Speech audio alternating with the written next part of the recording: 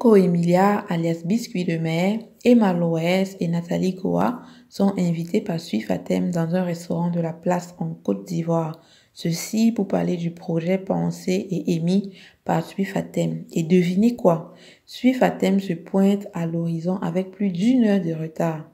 Bonjour à tous et à toutes et bienvenue dans mes chroniques de motivation. Dans cette vidéo, nous parlerons de l'épisode 1 et de l'épisode 2 de la télé-réalité dénommée Les Lifers. En fait, nous ferons un petit résumé de cela. Sui Fatem, la Miss Côte d'Ivoire 2018, envisage de mettre sur pied un projet. Il s'agit en fait d'un salon de beauté qu'elle veut présent dans toute l'Afrique, dans différents pays de l'Afrique. Et elle appelle alors sa maman et sa tantine pour avoir leur avis par rapport à cela. Elle leur explique qu'elle aimerait que participent à son projet 3 autres influenceuses, dont Coco Emilia, Emma Loès et Nathalie Koa. Sa maman, étonnée, en fait, lui demande « Mais pourquoi aurais-tu besoin de ces influenceuses-là » Parce qu'elle pense que Fatem peut bien le faire toute seule. C'est alors que Sui Fatem lui répond que ce sont ses grandes sœurs et qu'elle aimerait avoir leur expertise, vu qu'elles s'y connaissent mieux qu'elle. Mais aussi, elles sont dans le métier depuis longtemps, donc elles pourront lui apporter un plus, quoi. En plus de cela encore, Nathalie Koa et Coco Emilia sont toutes deux des influenceuses camerounaises. Et donc, vu qu'elle souhaiterait étendre son projet dans toute l'Afrique et au Cameroun en passant, ça sera plus facile pour elle vu qu'à son projet participent ces deux influenceuses-là. Bon, sa maman et sa tante lui disent OK, mais be careful, vu que toutes les trois ne s'entendent pas du tout. Elles ont en fait peur que à la rencontre des 3 personnes, de ces 3 influenceuses, qu'il y ait un clash qui en sorte et que son projet aille dans tous les sens, quoi, et n'aboutisse à rien.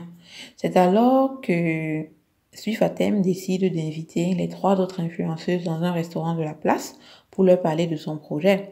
Elle a omis expressément de dire à Emma Loès que Coco Emilia sera présente au rendez-vous parce qu'elle sait très bien qu'entre les deux là, c'est comme l'eau et l'huile. Le courant ne passe pas du tout. Et c'est pareil aussi avec Nathalie Koa et Coco Emilia. Il n'y a pas de courant qui passe. C'est vraiment, c'est délicat quoi.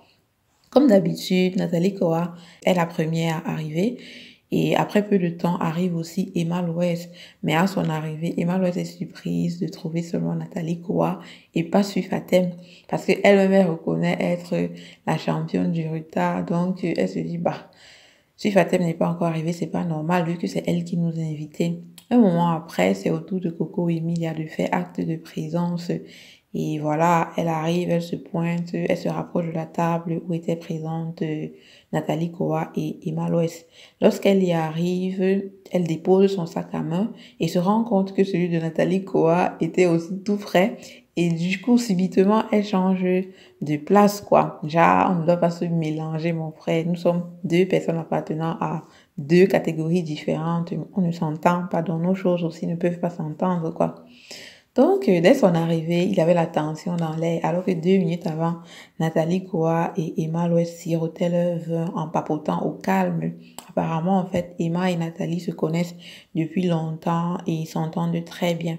Nathalie Koa fait la connaissance d'Emma Loès à travers Ozwa, qui est la personne de Emma. Et bon, elles s'entendent plutôt bien, ce qui n'est pas le cas avec Coco Emilia, comme je l'ai dit tout à l'heure. Donc, à un moment donné, Coco Emilia, qui se sentait embarrassée, elle décide de rentrer dans sa chambre et sur le chemin du retour, elle y pense encore et se dit, bon, j'ai quand même pris l'avion pour arriver en Côte d'Ivoire, c'est parce que je voulais écouter Sui Fatem parler de son projet. Et donc, voilà, je vais faire la mature et rentrer m'asseoir parce que je vais l'écouter. Il s'agit en tout cas d'argent et quand il s'agit d'argent, je suis prête à mettre mes différents de côté, quoi. À faire un cap, maman, faisons l'argent vivant. Et vous savez quoi? C'est plus d'une heure après l'heure du rendez-vous donné par Sui Fatem que la même Sui Fatem se pointe au restaurant. C'est vrai, elle s'est rabaissée, elle s'est humiliée, elle a demandé pardon à ses invités, mais ça n'a rien changé. Emma Loès était tellement furieuse de son retard que malgré le fait que Sui Fatem demande pardon en pleurant, non, Emma Loès, elle s'en foutait, elle était furieuse, vraiment. Elle s'est acharnée sur Fatem en lui disant que c'est pas normal, c'est mal éduqué d'inviter des personnes de surcroît plus âgées qu'elle et de les faire attendre sans faire signe de vie. Elle dit en fait ne pas tolérer cela. C'est alors qu'elle se lève et décide de rentrer dans sa chambre, quoi. Et vu que Nathalie Kowa était du même avis qu'elle, Fatem est arrivée, elle ne dit rien, elle ne donne pas la raison pour laquelle elle est arrivée en retard. Nathalie Kowa aussi, elle s'est levée, elle a suivi Emma, ouais, c'est comme ça qu'elle rentrait. Et du coup, après, Fatem se lève aussi pour pour les faire asseoir de nouveau et leur expliquer, demandant pardon, mais Emma Loès ne veut rien comprendre. Elle dit non, elle est fâchée et tout. Par contre, Coco Emilia est plutôt posée et calme. Elle est prête à écouter Fatem et son projet. Pour elle, quand il s'agit d'argent, comme je l'ai dit, maman, on met tout de côté et on avance. C'est de là en fait que j'ai compris que Coco Emilia vraiment c'est une grande dame. Elle est très mature, elle est posée et elle ne jacasse pas beaucoup quoi.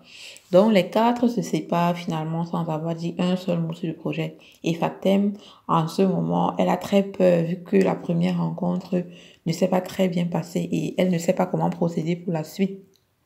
Selon vous, est-il juste le comportement qu'a eu Fatem, c'est-à-dire de donner rendez-vous et de surcroît ses grandes sœurs, mais même indépendamment de ça, et par la suite d'arriver avec un retard qui n'est pas des moindres? Comment auriez-vous réagi si vous étiez à la place des trois autres? Auriez-vous réagi comme Emma Loès et Nathalie Kowa ou alors auriez-vous réagi comme Coco Emilia? Dites-le moi en commentaire. Donc, qu'est-ce que nous pouvons mettre en exergue de cet épisode? Le retard. Le retard.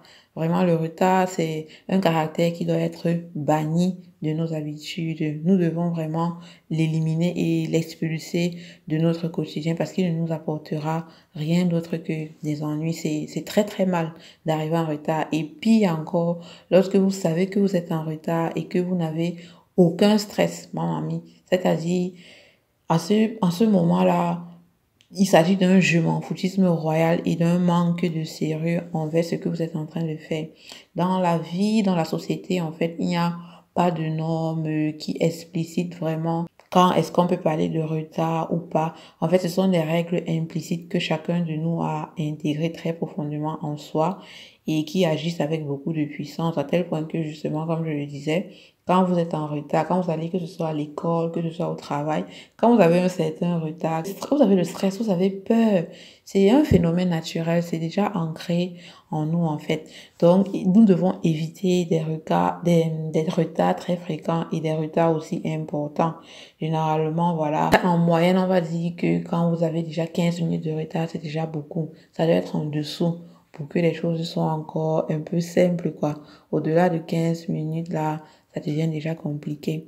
Et puis, quand une personne qui est une source clé d'une entreprise, par exemple, arrive en retard, ceci peut à la longue, si cela devient fréquent, engendrer beaucoup de pertes pour l'entreprise. Je prends par exemple l'exemple d'un portier qui est la seule personne à détenir les clés de l'entreprise. Imaginez-vous que chaque jour, il arrive avec 30 minutes de retard. Vous voyez que tous les employés vont arriver, ils vont attendre 30 minutes dehors. C'est 30 minutes perdues de travail pour chaque employé pendant longtemps. Ceci va donc générer beaucoup de pertes pour l'entreprise. Donc vraiment, essayons de changer ce caractère. Ceci dit, même avec la meilleure organisation possible, il y a des événements qui peuvent nous empêcher d'arriver à l'heure. Mais dans ce cas, le retard n'a aucun rapport avec de la négligence ou de l'insubordination. Donc, je nous invite, je dirais plutôt, à changer ce caractère en cette année 2021, dans le but de toujours devenir meilleur qu'avant. C'était mes chroniques de motivation. Merci de m'avoir suivi jusqu'à la fin et restez connectés pour une nouvelle chronique de motivation. Ciao, ciao!